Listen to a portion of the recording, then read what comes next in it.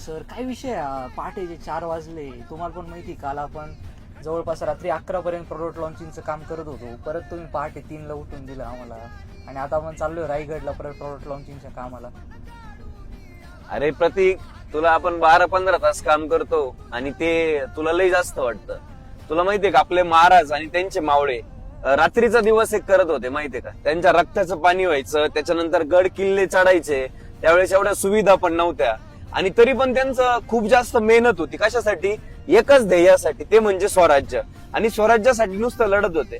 आपलं पण ध्येय तेच आहे ना यार. भारतामध्ये प्रत्येक घरात एक उद्योजक तयार करायचा आहे आणि त्यासोबत आपल्या भारतामधल्या प्रत्येक घरामध्ये चहाचं खरं सुख आपल्याला पोहोचवायचंय. ते जर विजन असेल तर आपण महाराजांसारखं फक्त 1% आपल्याला काम करायचंय. म्हणून 12-15 तासाने अजिबात थकायचं नाही. आणि आपल्या टीमला पण मी तेच सांगतोय, इथून पुढे अजिबात थकायचंच नाही आपल्याला. रात्र असू दिवस असू, जिथं आपल्याला चान्स मिळेल आपण तिथं काम करणार. कारण आपलं मिशन एकच आहे, हर घर उद्योजक, घर घर उद्योजक.